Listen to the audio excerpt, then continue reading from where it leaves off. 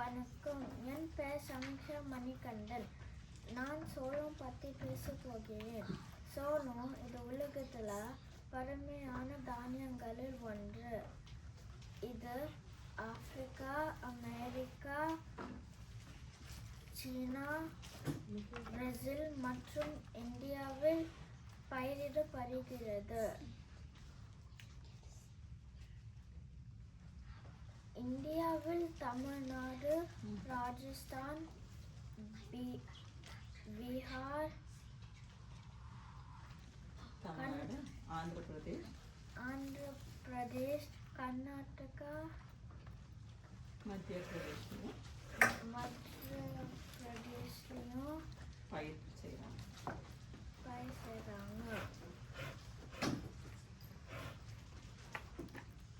அமைப்பு எப்படி இருக்கும்?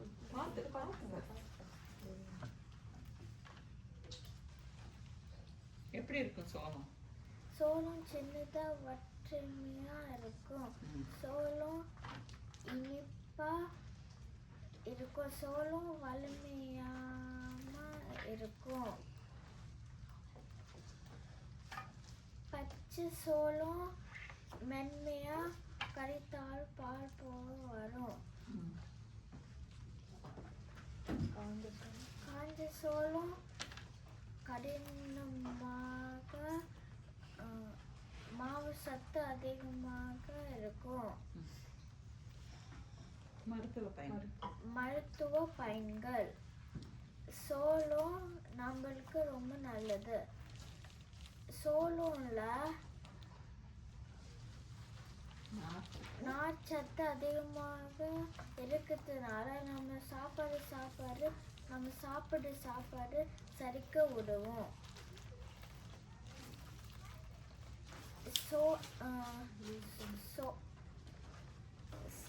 சோளம்ல குளுட்டன் இல்லாதனால மாவு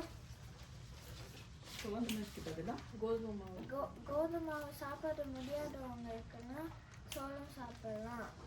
இது இதயத்துக்கு ரொம்ப நல்லது. சர்க்கரை நோயை கட்டுப்படுறதுக்கு உதவும். சோளம் வகைகள். வெள்ளை சோளம் அரிசிக்கு பதிலாக வெள்ளை சோளம் சாப்பிடலாம். சிகப்பு சோளம் இரும்பு சத்து அதிகமாக இருக்கும். மஞ்சள் சோளம் பறவைகள், ஆடு மாடுகளுக்கு சாப்பாடு கொடுப்பாங்க. மக்காச்சோளம் அடுத்தா சோளம் பொரி மக்காச்சோளம் செய்வாங்க.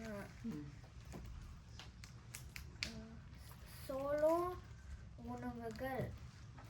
சோளம் இட்லி, சோள தோசை, சோள அடை, சோள கூறு, சோள கஞ்சி, சோள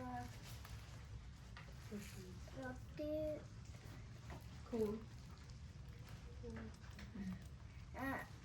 நம்ம சோளம் அடிக்கடியாக சாப்பிட்டனால அது நம்ம உணவுக்கு ரொம்ப நல்லது. நன்றி, வணக்கம். சோளத்தோட வடிவம் என்னன்னு? சோளத்துல வடிவம் என்ன? பேசின சோளத்துல வடிவம் என்ன? வடிவத்துல இருந்து ரைட். ஸோ பச்சை சோளம் நீங்கள் சாப்பிட்ருக்கீங்களா? எந்த சோளம் வந்து சாஃப்டாக இருக்கும், எது வந்து ஹார்டாக கடினமாக இருக்கும்? பச்சை சோளம் சாஃப்டாக இருக்கும். பச்சை காய வச்சது கடினமாக இருக்கும். அருமடா, குட் ஜாப். ஓகே.